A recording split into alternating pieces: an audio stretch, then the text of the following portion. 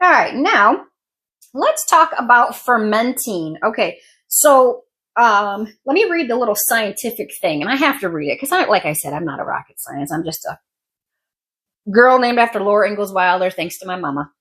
So lactofermentation is the process of taking beneficial bacteria. I know that word bacteria can scare people, right? But this is beneficial bacteria that are naturally occurring, just like the wild yeast in the air. It's naturally occurring on vegetables and converting them to lactic acid. The veggies are delicious and rich then in probiotics. So you're creating your own probiotics, and that's a whole big buzzword for the last couple of years because we are starting to learn that all of our immune system, not all, but like the majority of it is actually in our gut. So we need those probiotics, those good things in there fighting off the bad things. So if you can figure out ways to get probiotics naturally with eating vegetables that are fermented instead of buying buying the probiotic pills and stuff like that. I mean, it's just another layer of health that we keep adding to everything.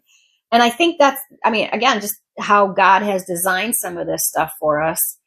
We just have to not let our industrialized society scare us into not thinking that something sitting on your counter is okay. Like they scare you into thinking that's not okay, but it is okay. It's a process, but I think that's how God designed it. And I think we need to go back to those old fashioned roots, right? That's exactly what I'm all about. My mama, like I said, named me after Laura Ingalls Wilder. She absolutely loved the books. My daughter loves the books. It skipped a generation because I don't like to read that much. I like to get in and get dirty, but I'm glad that those two really like it. And I absolutely love Laura Ingalls Wilder. And I kind of, oddly enough, kind of emulate a lot of her lifestyle, right? I always think about like pioneering days. What would what would Laura do? And just kind of do that. And she also was a publisher, right?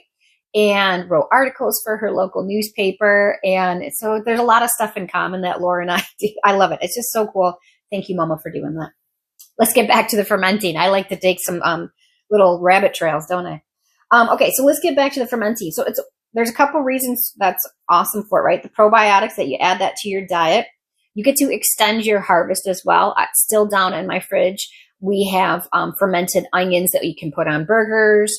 Or, what else would you do with it? We just put them on burgers. Oh, sandwiches, all kinds of stuff. Okay. So fermenting is also simple because you are literally just using salt and water. And on the resource page, I'll put some of my favorite recipes, which is the carrot sticks that I like to do from carrots from our garden. And then the kids eat them. They eat 1 or 2 a day. And then a simple salsa as well. So you basically just take your veggie. You make a certain brine ratio, which is listed on those recipes. And you just make sure that the vegetable is down below the water because that's where the mold might show up, is up here. So you just got to keep them down with some fermenting lids or a bag with some rocks in it. Just make sure it's in a bag just to keep it below. And then you just pour that brine solution onto the things, keep it below, and you set it up for a couple days. The salsa is done within 2 days, and you'll see all the bubbly and all the stuff going on. It's because the tomatoes, they can go a little quicker, it goes quicker. The carrots take 3 to 5, maybe 7 days, depending on how salty you want it.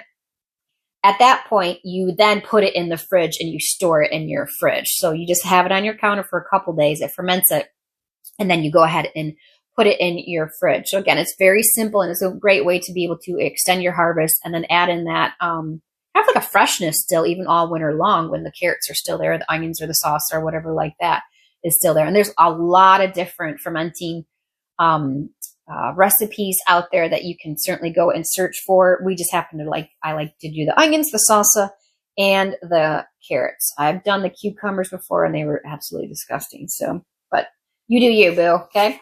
So that is fermenting in a very quick nutshell, but it's so simple. Again, you just need that jar, some salt, water, and your vegetable, and there you go. You got fermented vegetables.